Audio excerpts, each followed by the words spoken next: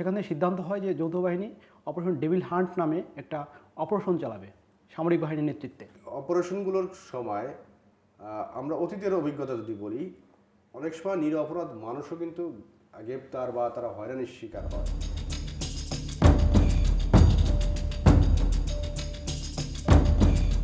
সুপ্রিয় দর্শক, দৈনিক আমাদের সময়ের হার্ড নিউজ অনুষ্ঠানে স্বাগত জানাচ্ছি আমি শাহজাহান মোল্লা। স্টুডিওতে আজকে আমার সঙ্গে অতিথি হিসেবে উপস্থিত রয়েছেন দৈনিক আমাদের সময়ের সিনিয়র রিপোর্টার সাজ্জাদ মাহমুদ খান। আমরা প্রতিদিন এই সময়ে গুরুত্বপূর্ণ নিউজ নিয়ে আলোচনা করি। তো আজকে আমাদের সাজ্জাদ মাহমুদ খান একটি নিউজ করেছেন যে গতকাল থেকে অপারেশন ডেভিল হান্ট শুরু করেছে সরকার।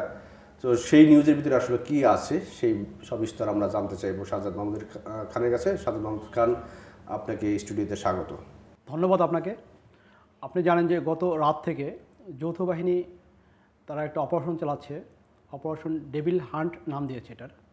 যৌথ বাহিনী ক্ষমতার পট পরিবর্তনের পরপর যখন আইন শৃঙ্খলার চরম অবনতি হয়, পুলিশ যখন থানা থেকে পালিয়ে যায়, তখন কিন্তু সরকার ম্যাজিস্ট্রেসি ক্ষমতা দিয়ে যৌথ বাহিনীকে মাঠে নামিয়েছিলেন। এরপরে সামরিক বাহিনীর সাথে পুলিশ, বিজিবি, র্যাব একসাথে অভিযান চালিয়েছে। বিশেষ করে অস্ত্র উদ্ধার, আপনি জানেন বিপুল পরিমাণ অস্ত্র লুটপাট হয়েছিল থানা থেকে। এখন পর্যন্ত প্রায় 13-1400 অস্ত্র, ভারী অস্ত্র, যেগুলো এখন পর্যন্ত উদ্ধার করতে পারেনি। এর মাঝে আপনি জানেন যে ছিনতাই, ডাকাতি এই ধরনের ঘটনা কিন্তু প্রচুর বেড়ে গেছে। সর্বশেষ যে ঘটনা ঘটছে আপনি জানেন যে গাজীপুরে একটা জায়গায় ডাকাতি হচ্ছিল আওয়ামী লীগের এক নেতার বাড়িতে। সেখানে বৈষম্যবিরোধী ছাত্র আন্দোলনের ছাত্ররা সেখানে প্রতিরোধ করতে যায়। এরপরে তাদের উপর হামলা করা হয়। তারপর হচ্ছে গতকালকে দুপুরে স্বরাষ্ট্র মন্ত্রণালয়ের বৈঠক হয়। বৈঠক হওয়ার পরে সেখানে সিদ্ধান্ত হয় যে যৌথ বাহিনী অপারেশন ডেভিল হান্ট নামে একটা অপারেশন চালাবে সামরিক বাহিনীর নেতৃত্বে। এখানে আপনারা ধরেন যে ধরনের অপরাধী আছে, বিশেষ করে জুলাই গণ অভ্যুত্থানে যারা ছাত্র জনতার উপর গুলি চালিয়েছিল, হত্যা লুণ্ঠন চালিয়েছিল, এদেরকে এই অপারেশনের মাধ্যমে গ্রেপ্তার করা হবে। আরেকটা হচ্ছে যে এই ক্ষমতার পট পরিবর্তনে আপনি জানেন যে চাঁদাবাজি, ছিনতাই, ডাকাতি, খুন এই ধরনের ঘটনা কিন্তু বেড়ে গেছে। এই টাইপের যে অপরাধগুলো আছে, যারা অপরাধ যারা করতেছেন, বিশেষ করে রাজনৈতিক পরিচয় ব্যবহার করে কিন্তু এই ধরনের অপরাধ হচ্ছে, তাদেরকে গ্রেপ্তারে এরা একটা চিরুনি অভিযান চালাবে বলে আমরা জানতে পেরেছি। আমি আপনাকে এই জায়গায় একটু থামিয়ে দিচ্ছি। সেটা হচ্ছে যে আপনি বলছেন যে গাজীপুরের ঘটনা যেটা নিয়ে আসেন গত 2 দিন আগে যেটা ঘটেছে, ডাকাতি করতে গেছে এবং ডাকাত প্রতিহত করার জন্য ছাত্র জনতা গেছে বলছেন। তো ছাত্র জনতা সেখানে যখন গেল ডাকাত প্রতিহত করার কথা যদি বলা হয়, আমরা জানি যে ছাত্র জনতার পক্ষ থেকে বা ছাত্রদের পক্ষ থেকে বৈষম্যবিরোধী ছাত্র আন্দোলনের পক্ষ থেকে পুলিশ ডাকা হয়েছিল সেখানকার পুলিশকে। তো তারা তো সেই সময় তাদের প্রোটেকশন কেন দিল না? তারা যদি দিত তাহলে কি এই অনাকাঙ্ক্ষিত পরিস্থিতি তৈরি হতো?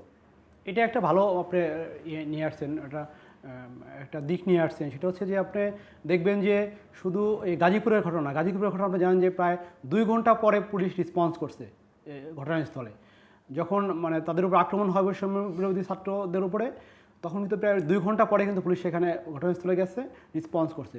এই কারণে ঊর্ধ্বতন কর্তৃপক্ষ কিন্তু ব্যবস্থা নিয়েছে, সংশ্লিষ্ট থানা ওসিকে সাময়িক বরখাস্ত করেছেন এবং এটা তদন্ত করে দেখতেছেন আসলে ঘটনাটা কী, তাদের ব্যর্থতা মানে দায়টা কতটুকু পুলিশের। তো এটা কিন্তু এই ঘটনা না, আপনি দেখবেন যে গত 3-4 দিন ধরে বিভিন্ন জায়গায় ভাঙচুর, গুলি, ভবন ভাঙা, বিভিন্ন বাড়িতে আক্রমণ এই ধরনের ঘটনা ঘটছে। সেখানে কিন্তু আইন শৃঙ্খলা রক্ষাকারী বাহিনী কোনো ধরনের প্রোটেকশন দেয় নাই, রেসপন্সও করে নেই। ইভেন অনেক ক্ষেত্রে হয়েছে যে আগুন জ্বালিয়ে দেওয়ার পরে ফায়ার সার্ভিসও সেখানে যায়নি। তো এটা হচ্ছে মানে চরম ধরনের আইন শৃঙ্খলার ব্যত্যয়। যদি কোনো বাড়ি ভাঙতে হয়, দেশের সরকার আছে, আদালত আছে, আদালত নির্দেশ দিবে, আদালতের নির্দেশে গভর্নমেন্ট সে বাড়ি ভেঙে দিবে। আমি যেহেতু কোনো বাড়ি ভাঙতে পারি না, এটা চরম ব্যত্যয় আইন শৃঙ্খলার একটা যে বিশৃঙ্খল যে পরিস্থিতি চলতেছে, আমার মনে হয় সেটার একটা প্রতিফলন এটা। তো এইটা আপনি যেটা বলছেন, এটা কি সরকারের পক্ষ থেকে এই যেটা আমরা দেখছি গত কয়েকদিন ধরে, সেটা বন্ধ করার জন্য, মানে এই ছাত্রদের থামিয়ে দেওয়ার জন্য, যে এরকম মানুষের বাড়ি আপনি যেটা বললেন যে আইন আছে, সব আছে, সেইটা ফলো করে গেলে কি ভালো হতো না? সরকার কি সেই জায়গায় কি কোনো ব্যর্থতার পরিচয় দিয়েছে? এটা তো গভর্নমেন্ট তো মানে বলছেই যে মানে এই ধরনের ঘটনা ঠিক হচ্ছে না এবং তাদের এখানে প্রশ্রয়ও নাই। এবং আপনি জানেন যে একটা মানে প্রধান একটা দল, রাজনৈতিক দল বিএনপি, সেই দল থেকে তো বলা হয়েছে, কিন্তু তাদের এতে সমর্থন নাই।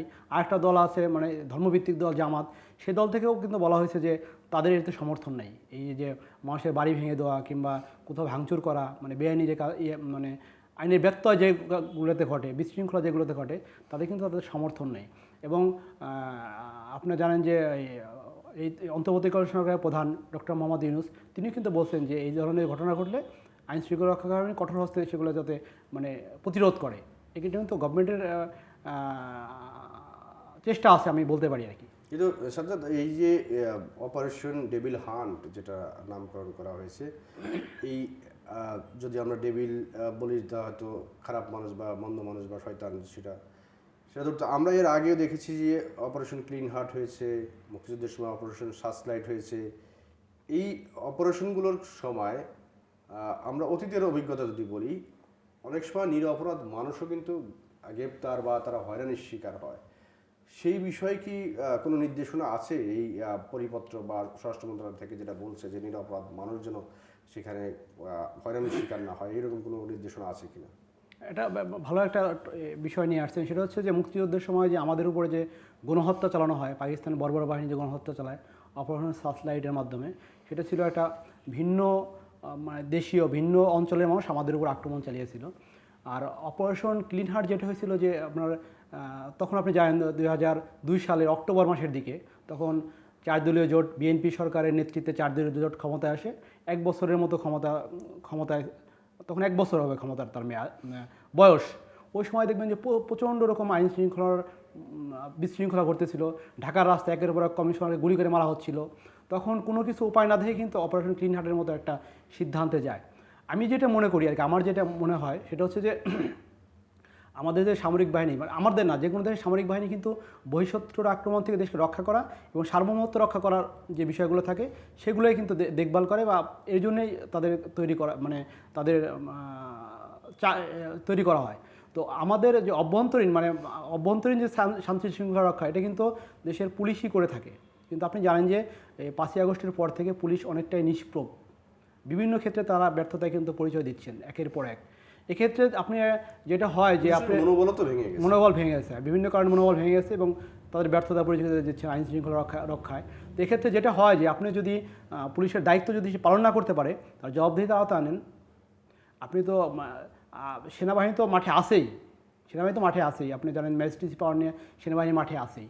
এর মাঝে আবার নতুন একটা নামকরণ করে আবার একটা অপারেশন, মানে এটা আর যাই হোক, যাতে মানুষের মুখোমুখি সেনাবাহিনী না হয়, এটা মানুষের মানে অন্যায় মুখোমুখি সেনাবাহিনী না হয়, এটা কিন্তু আমাদের সবার প্রত্যাশা থাকবে। এটা পুলিশ দিয়ে করতে পারলে সবচেয়ে ভালো হতো আইন শৃঙ্খলা নিয়ন্ত্রণ। যেহেতু পুলিশ ব্যর্থ হচ্ছে, বিভিন্ন ধরনের প্রবলেম ক্রিয়েট হচ্ছে দেশে, শৃঙ্খলা অনেকটাই মানে ভেঙে পড়েছে।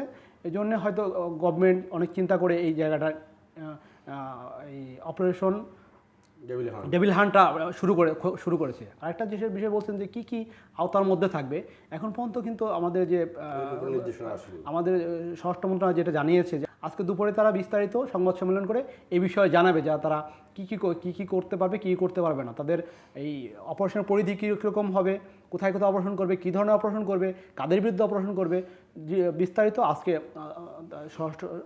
স্বরাষ্ট্র মন্ত্রণালয় ব্রিফিং করে আমাদেরকে জানাবে।